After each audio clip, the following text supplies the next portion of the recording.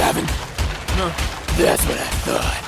Justice. So it seems a lot of folks online are upset about Margot Robbie and Greta Gerwig getting snubbed at the Oscars this year. Some are calling it misogyny, some are calling it gender-based discrimination, despite the fact that another actress was featured in the movie. America Ferrera got nominated for Best Supporting Actress, but let's not talk about that. I'm not here to talk about whether or not they deserve to win an Oscar, because frankly, I don't care to have that conversation, and I find it weird that y'all do. It is 2024, y'all. Why do we as film fans place so much importance on these little melted pieces of bronze? We all know the Academy is run by a bunch of snooty rich white dudes who are completely out of touch with what the public wants. They can make as many PR statements as they want about diversity and representation till they're blue in the face. Even if they got one or two women or a couple of minorities on the stage, we know they're not the ones making the decision. 9 times out of 10, the parameters they choose to see who's gonna win has nothing to do with actual merit. So why do we still see it as this crowning achievement that filmmakers should be striving for? Also, let's remember that the movie still got nominated for not 1, but 2 categories. Just because Ryan Gosling is the only one anybody wants to talk about shouldn't overshadow America Ferrera being nominated. Like what, did y'all expect them to win every single category at the Oscars this year? Because if so, I'm sorry to tell y'all, Barbie is not that movie. And I liked Barbie. I had a good time watching Barbie. You would never catch me saying that it's some top tier, upper echelon masterpiece of cinema. That being said, if you're still mad about it, if you still feel like Greta Gerwig and Margot Robbie deserve more recognition, just remember that award shows like the Oscars only have as much value as the audience puts into it. If we all were to wake up and decide tomorrow, hey, I don't really give a fuck about the Oscars, create a new award system that would better reflect what the audience would actually appreciate, the Academy loses all of its power. Let's keep it a buck. The fact that it took Will Smith physically assaulting someone for the Oscars to hold any kind of cultural relevance, even for a couple weeks, proves how little people actually care about it. But let's stop kidding ourselves and stop acting like we need these academies to tell us what a good movie is. I come before you today, humbled and humiliated, to ask you for one thing.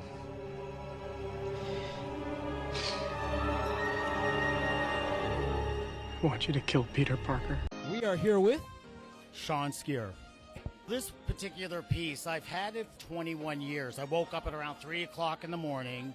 No intention on what I was doing. All I know is that I wanted to use a calligraphy brush, and I just wanted to draw a figure. And I love what movement paint does on its own. Paint just kind of did its own thing.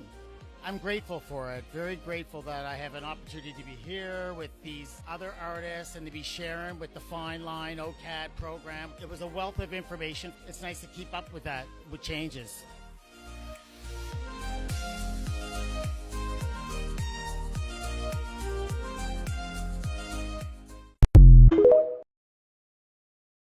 Streets are saying that Marvel and Sony are fighting over what direction they want to take Tom Holland's Spider-Man 4. As far as we know right now, these are all just rumors, but apparently Sony wants to bring Andrew Garfield and Tobey Maguire back for the sequel, continuing with the multiverse angle that's kind of become their bread and butter over the last couple years, while Disney Marvel wants to bring Tom Holland's Spider-Man back to his street-level roots, making a more grounded, mature Spider-Man story to match the character growing in age. Now, I understand why Sony would think bringing Tobey and Andrew back for a second time would be a good idea in theory. However, if you ask me as a Spider-Man fan who grew up on the comic, who was not super impressed by the first 2 Tom Holland Spider-Man movies, leaning into the Tobey and Andrew angle is the exact opposite of what they should be doing right now. We just got 2.5 movies of Iron Boy Jr. overly relying on Stark Tech and superhero mentors. But at the end of No Way Home, we finally get to a point where Peter Parker is completely on his own, now having to build himself up as a man and a superhero for the first time in his life. Well, let's explore that. The thing about Spider-Man that I feel like Sony and even a lot of fans fail to understand, Spider-Man himself, as a character, is enough. You shouldn't need all these gimmicks to tell a good Spider-Man story. The reason why fans love Spider-Man so much and why Stan Lee loved writing him is the everyman superhero who looks out for the little guy. When was the last time we got that from MCU Spider-Man? Homecoming? Far From Home takes him completely out of his element, traveling the world as some junior S.H.I.E.L.D. agent, and in No Way Home, multiverse. Which again, was cool to see, but you can't keep trying to catch lightning in a bottle twice. If Sony was smart, they would have made Andrew Garfield the Spider-Man of the Venom universe. We don't even need to get into all the nonsense that's been going on with that. Better yet, have them show up in the Spider-Verse movies. No, the movies that are designed specifically for the multiverse of Spider-Man characters? I don't know, just a thought. What do you guys think? Would you rather see a more grounded street-level storyline for Spider-Man 4? Would you rather just see the 3 Spider-Men get reunited? Let me know in the comments below. And if you fly like me, give me a follow.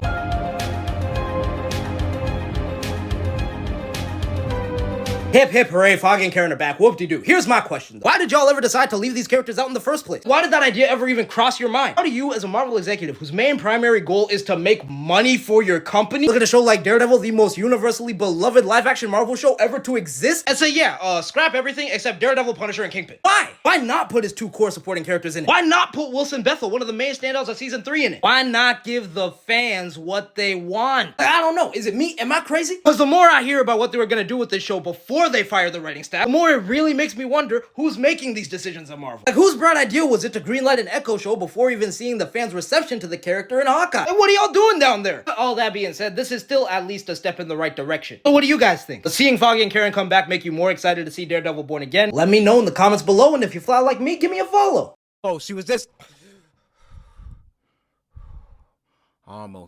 I almost did something I was gonna regret. This is my ranking of DC characters based on who make the best partner on a two-man. From S to D tier. Right away, Superman is going right to A tier, because you know he will make it his personal mission to help you secure the bag. He's the type of wingman to throw himself under the bus just to make you look good. Let you win an arm wrestle competition and really play up the loss. Like, damn man, I told you to go easy on him. The only drawback is, he's too honest, which, depending on what kind of guy you are, can either work to your benefit or detriment. Batman goes straight to C tier. Because while he won't actively sabotage you with the ladies, he ain't doing shit to help you. He'll spend the entire night just stunting on you every chance he gets. Pulling up in a fucking Audi 3005, buying round after round of drinks for the whole table and making it rain like Aurora Monroe, dazzling the shawties with his extensive knowledge of art, music, international cuisine, and then to end the night, he'd probably buy the whole damn restaurant, just cause he can. I'm putting Hal at B tier, because while you got a decent chance at success with him as your backup, I feel like you have just as good a chance of him blowing the whole operation by saying some dumb shit. Jon Stewart, on the other hand, goes to A tier, because he is chill, calm, and collected, and knows how to act under pressure. He'll let you do most of the talking, giving you an alley-oop when necessary. By the end of the night, y'all are in. Really doesn't matter which Flash you're talking about, they all go at S tier. The access they have to the Speed Force leaves very little margin for error. What do I mean by that? Because the second you find yourself in a precarious spot, in danger of fumble, all you gotta do,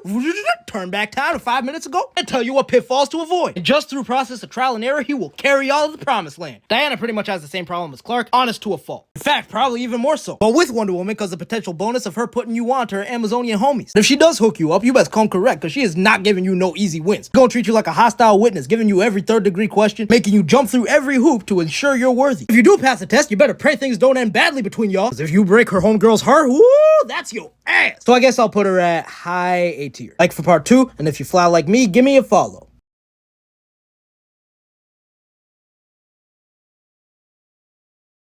Jesse Eisenberg just gave Nicholas Hoult the best advice he possibly could have given him for playing Lex Luthor in Superman Legacy. And that advice is not to watch how he did it. Based. I won't lie, when I first saw this quote, I thought Eisenberg was saying not to watch his performance because of how bad it was. When really, he was just trying to tell Nicholas Hoult not to let the performances of previous Lex Luthors influence his take on the character. That if he wants to be successful, he should just do his own thing with it. Which definitely tracks considering the weird neurodivergent Jim Carrey impression he was doing in Batman v Superman. But I don't know, personally, I like my version of the story better, where he's like, no, please, learn from my mistakes. Don't watch my Lex Luthor. What do you guys think? Is Nicholas Hoult gonna be a good Lex Luthor? Would you ever want to see Jesse Eisenberg reprise his role in the future? It's a multiverse, it could happen. Let me know in the comments below. If you fly like me, give me a follow.